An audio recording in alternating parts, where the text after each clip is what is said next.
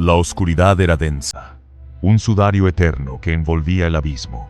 Millones de almas, susurros difusos de lo que alguna vez fue vida, vagaban en la penumbra del Hades, el reino de los muertos. No había luz, solo una lúgubre penumbra salpicada por el rojizo resplandor de las forjas demoníacas, donde los tormentos se forjaban en un silencio roto, solo por gemidos lejanos y el chirrido incesante de cadenas invisibles. Las potestades infernales, legiones de demonios deformes y principados de la maldad, patrullaban las vastas cavernas, sus ojos brillando con una satisfacción sádica. Habían creído que habían ganado, habían visto al Hijo de Dios desangrarse en la cruz, su cuerpo roto, su aliento final exhalado. La victoria parecía suya, el universo espiritual inclinándose ante su cruel triunfo. Era el clímax de la oscuridad, la noche más profunda que el cosmos había conocido, un reino de desesperanza donde la alegría era un recuerdo lejano y la libertad, un mito cruel. Se regodeaban en su supuesta supremacía. La muerte era su dominio absoluto, la eternidad, su juguete. Todo el infierno vibraba con una expectación sombría, una certeza de que su era había comenzado.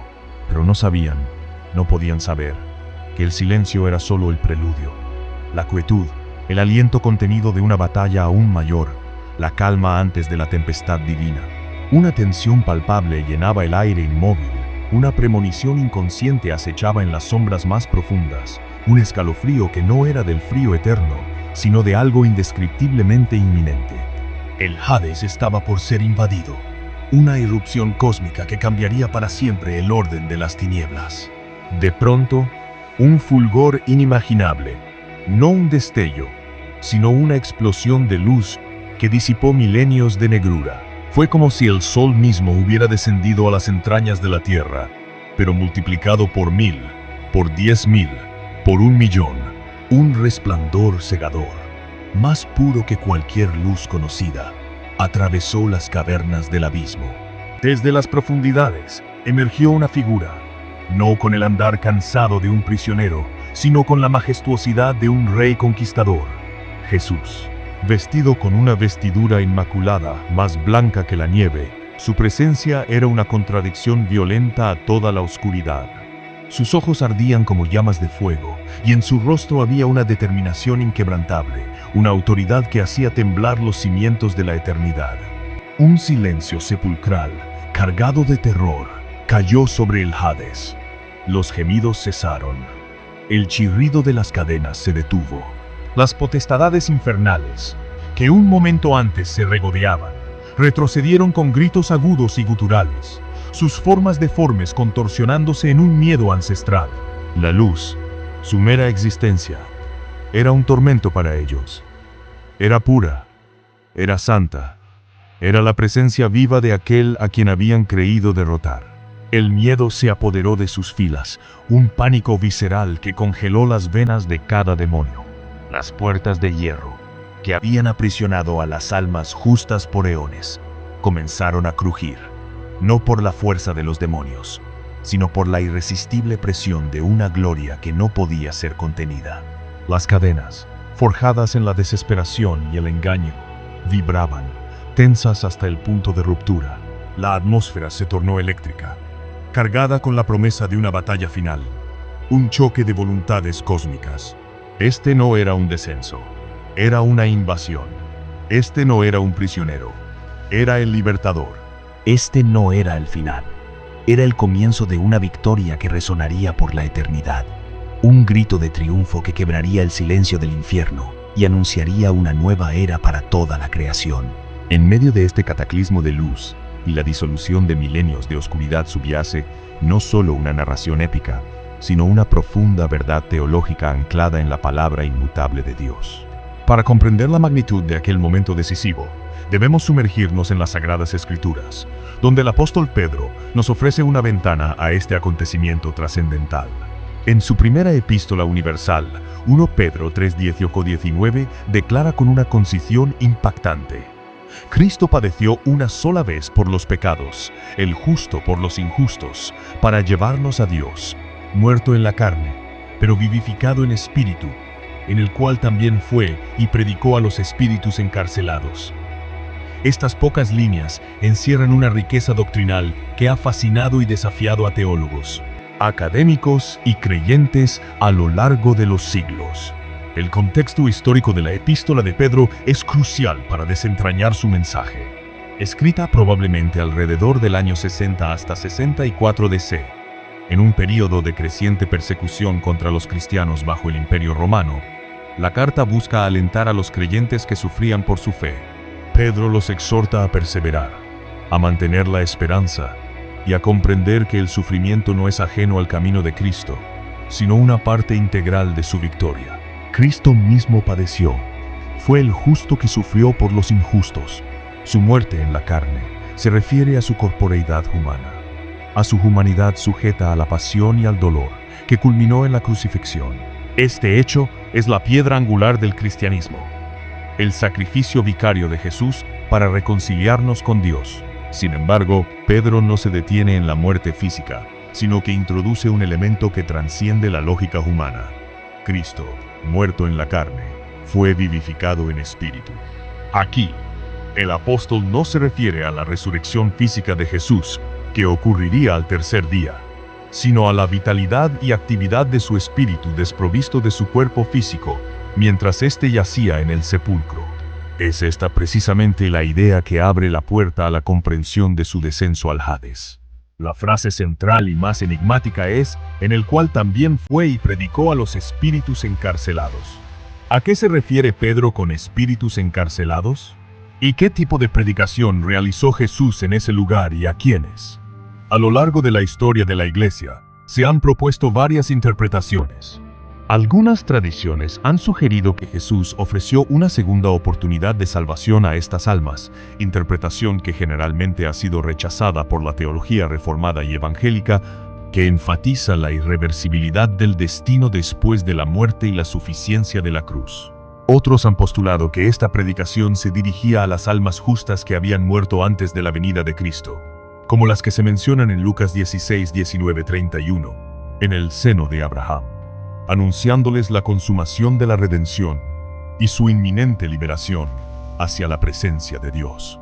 No obstante, la interpretación dominante y más coherente con el tenor bíblico y la guerra espiritual sitúa a estos espíritus encarcelados no como almas humanas justas o injustas, sino como seres angelicales caídos, demonio, o quizás los hijos de Dios que se unieron a las hijas de los hombres en Génesis 6, cuya desobediencia les llevó a ser encarcelados o reservados en prisiones de oscuridad para el juicio.